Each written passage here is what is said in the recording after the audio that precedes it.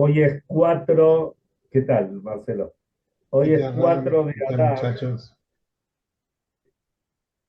Hoy es el Yortzeit, como les conté a la mañana, es el Yortzeit de mi Bove, Cyril Bas Dov Meir, que sea el shiur para la elevación de su alma.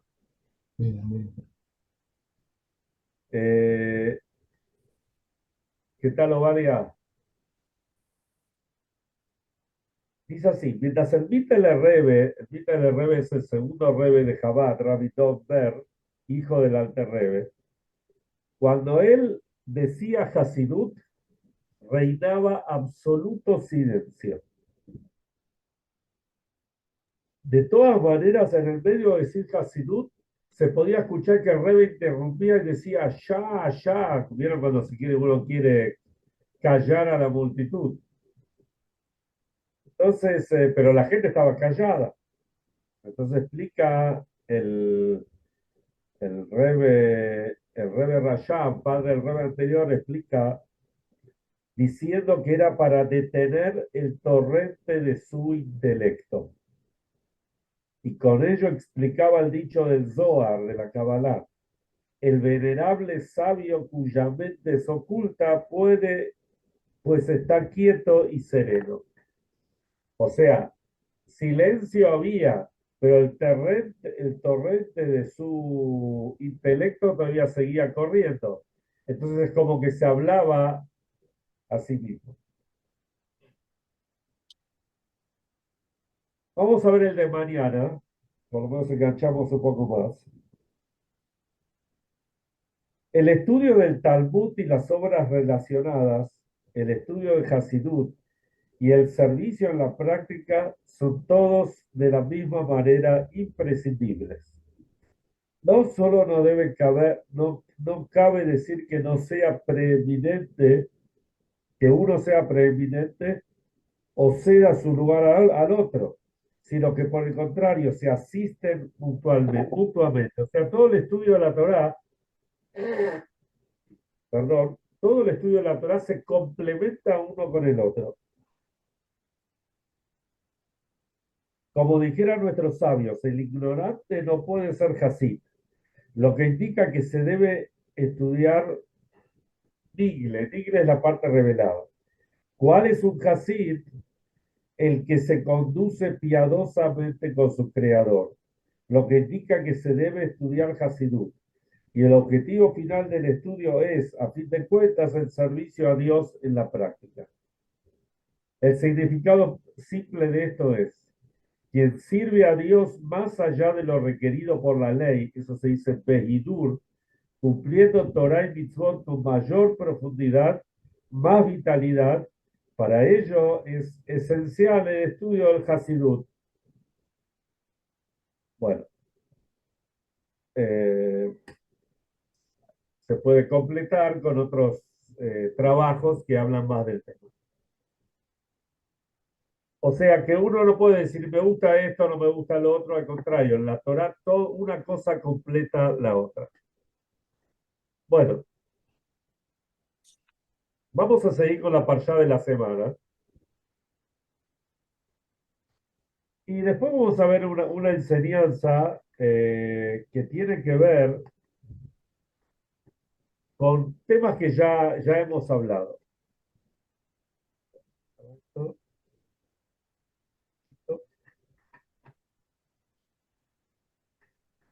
Bueno, hay algo que si uno no presta atención, no lo va a ver. Y en realidad hay que saber hebreo y ser un poquito versado para poder entenderlo. Cada parsha, cada porción de la Torah tiene cierta cantidad de psukim, de versículos. En la mayoría en todos los Humashim, digamos, de todas las épocas, al final de la parsha dice que la parsha tiene tantos y tantos psukim, tantos y tantos versículos. Y después le da un simán, le da una palabra o una frase que tiene el valor numérico de esos psukim. Voy a dar unos ejemplos para que veamos. La primera parsha de Shemot es Shemot. Cuando termina Shemot, dice la Torá, dice a que en los Humashim dice que Shemot tiene 124 versículos. Y la palabra clave es Baikra o Maadi. Baikaj o Maadi, que suman 124. La segunda parsha de Shemot es Vaeira, y dice que tiene 121 psukim, 121 versículos. El simán, la señal para esto, si uno quiere saber, es la palabra Gibol y también Yehiel. Y así cada una y una de las parshiot, cada una tiene algo. También está traído, explican los sabios, que con esta palabra también entendemos el contenido de qué trata la parsha. Es muy interesante. Y esto es en todas las parshiot de la Torah, menos en una. ¿Y cuál es esa parsha? La parsha de esta semana, Pikudei, que es rarísimo, ¿no es cierto? ¿Por qué no está? Ya en los Humashim más nuevos sí está, que la parsha de esta semana tiene 92, perdón, 92 sukim, 92 versículos, pero los Humashim antiguos, y ni siquiera tan antiguos, directamente no está. En el año 1953, uno de los rabinos, que era rabino en Tel Aviv, un Hasid Chabad, que había, supongo que había venido de Rusia, se llamaba Rab Alexander Sender Yudasin, así se llamaba él. Y él le hizo esta pregunta al Rebbe: ¿por qué en todas las parshiot está, menos en esta? Entre paréntesis podemos decir que en algunos Humashim sí estaba. Un Humash es el Malvin, uno muy conocido. Malvin es la aplicación que él trae. Y ahí trae que el Simán, la señal es Etze. Etze quiere decir salir. Voy a salir. Aleph Tzadik Yud, Aleph Tzadik Aleph. Aleph dos veces vale uno cada uno. Y Tzadik 90, 92. Había otro Humash que es el Humash Meiri, que dice que el Simán es Uziel, que eso también suma 92. Pero en la mayoría de los Humashim no estaba, yo lo busqué y no está. En el año, como les decía, en el año 1953, en el mes de Elul, el Rebbe le responde a este Rab, Alexander Sender Yudasi, Rab en Tel Aviv. Y acá hay una cosa así. Es muy interesante cómo el Rebbe a veces uno piensa que son cosas muy complejas, muy profundas, y el Rebbe dice muy sencillo. Miren, presten atención y se van a dar cuenta. El, el valor numérico de 92 son las palabras Bli Siman, sin señal. Entonces el Rebbe dice seguramente, y el Rebbe lo llama el Boger Azetzer. El Boger Azetzer quiere decir es el muchacho que él copiaba, tipeaba en esos Humashim. Entonces él vio que decía Blissiman sin, sin señal, ni sin ninguna señal, entonces no puso nada. Él entendió dentro de su cabecita de que no tenía que poner nada. Pero por el otro lado, perdón, decía Blikol Siman, sin ningún tipo de Siman. Blikol suma 92, y entonces empezó, no hay que poner nada. pero no entendió que el simán mismo es blicol, sin ningún simán.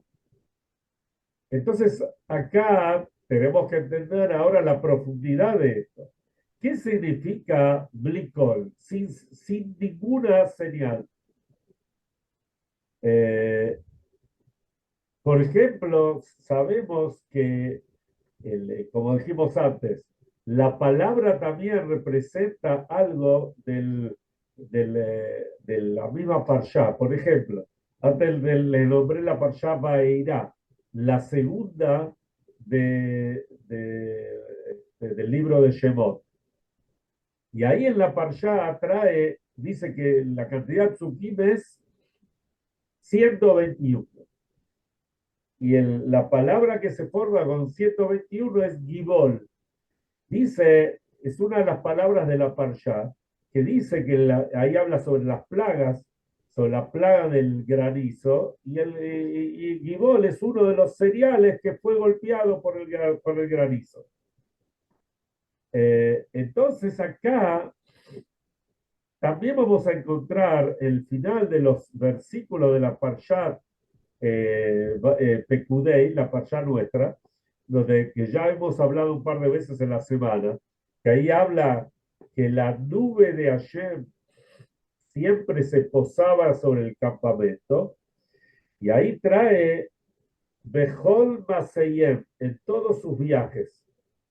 La palabra Behol suma 52 y la Mem de Maseyem suma 40, son los 92 que estábamos hablando. Y después también dice Leinei Bnei Beit Israel, a los ojos de la casa de Israel, cuyas iniciales también es la palabra Bli, sin, que es del tema que estamos hablando.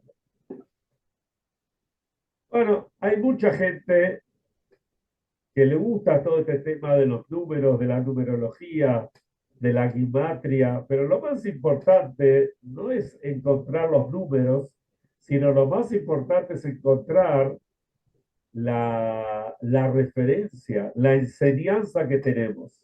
Números podemos buscar por todos lados. Y nos va a dar algunas cosas, pero ¿qué es lo que esto representa? Eh, y podemos decir que acá hay un mensaje mucho más profundo. Blicol, sin nada. ¿Qué quiere decir sin nada? ¿Vieron?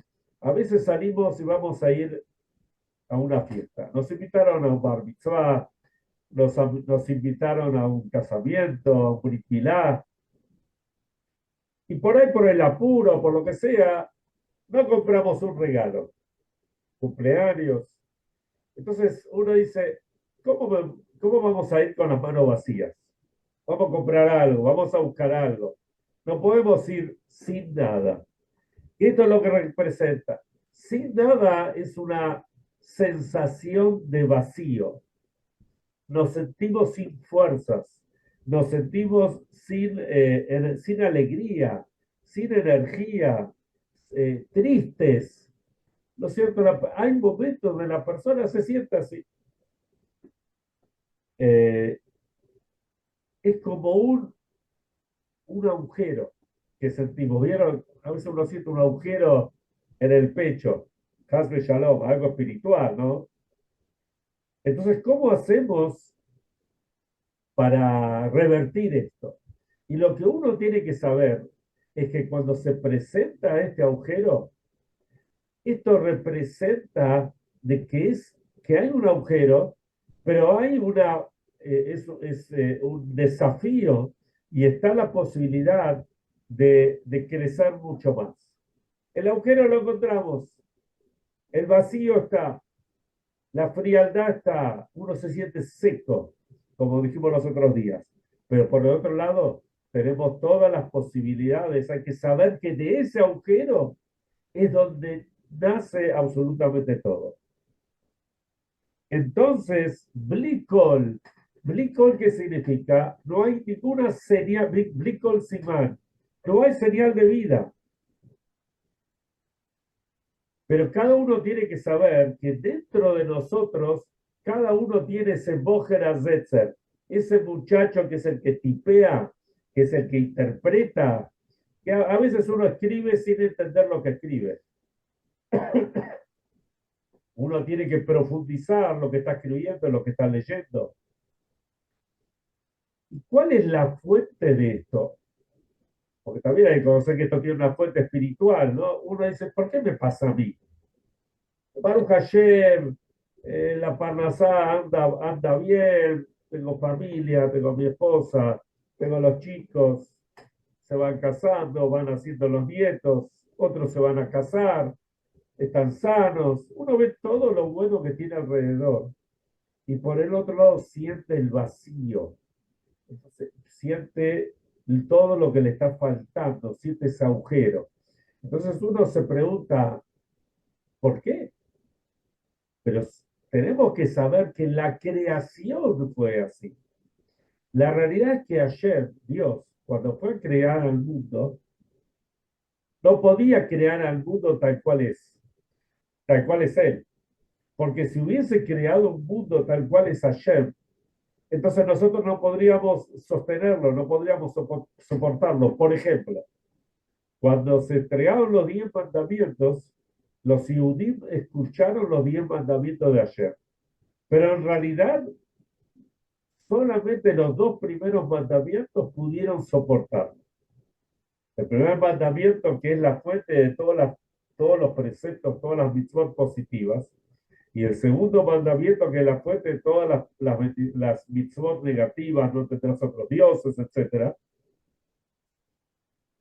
Después, cuando vinieron los otros 8 mandamientos, dice el Talmud, Parhan Ishmatan, el alma se le volaba, se les iba el alma del cuerpo. ¿Por qué? Porque la luz que irradiaba Hashem, por supuesto, era tan potente, tan fuerte que no podían soportarla. Y el alma se les iba. Entonces podrían Moshe, y Moshe volvía a repetir los mandamientos. O sea, lo escuchaban de Hashem y no podían soportarlos. Y por eso vino Hashem y Moshe, y Moshe se lo volvió a decir. Así también, Hashem, para crear al mundo, tuvo que provocar, tuvo que como que correrse, esconderse. Y ahí se provocó, así dice la Kabbalah, estos básicos, las enseñanzas de la Kabbalah, del Hasidut. Se provocó o se formó un agujero, un lugar vacío, y por ese vacío viene una línea, y por esa línea es donde pasa la luz divina para crear al mundo. Es lo que en las letras cabalísticas se lo llaman como el tzimtzum. El tzimtzum es la condensación. Ayer se apartó, se condensó para que llegue a nosotros la luz, o sea, la potencia, la fuerza, que podamos soportarla. Ustedes vieron, si tenemos digamos, una instalación en la casa, ¿cuántas veces se corta la luz? Hasbe Shalom Lo Aleinu. Se corta la luz porque viene un golpe de tensión. O sea, ¿qué quiere decir golpe de tensión? Entró a la casa, al equipo, una fuerza que el equipo no puede soportarla. Más o menos debe ser eso. Así también pasa con nosotros. Cuando viene una luz de Hashem que es más fuerte de la que podemos soportar, el alma se va, como pasó, se vuela, como pasó cuando Hashem dijo los 10 mandamientos. Por eso, para crear al mundo y para que el mundo funcione, es necesario rebajar, digamos, la luz de Hashem. La luz es la misma, pero hay que condensarla para que llegue. Un ejemplo de esto lo tenemos lo viví yo, lo percibí, o mejor dicho, lo padecí cuando vivía en Concordia. Los que estuvieron en Concordia saben que a 15 kilómetros de la ciudad, ahí al lado, está la represa de Salto Grande, que es una de las represas más grandes que tiene el país y que alimenta de energía al sistema general de luz, y nosotros acá, por ahí, algunos de nosotros, todos nosotros estamos recibiendo la energía de Salto Grande. Pero llamaba la atención, me acuerdo en Buenos Aires, cuando vivía acá, en aquella época, la luz no era tan cara y aparte se pagaba en forma bimensual, ¿se acuerdan? Cada vez venía por bimestre. Llegué a Concordia y la luz venía todos los meses y era carísimo. Entonces yo le pregunté a la gente, pero díganme, si la luz la fabrican, la energía de la luz se crea, digamos, por decir una palabra, acá nomás, ¿por qué nosotros tenemos que pagar una energía tan cara? Entonces dice, muy sencillo, no decir, me explicaron. Acá no están ¿cómo se llaman? Los que bajan la pensión, ¿cómo se dice? El, digamos, los equipos que bajan la tensión.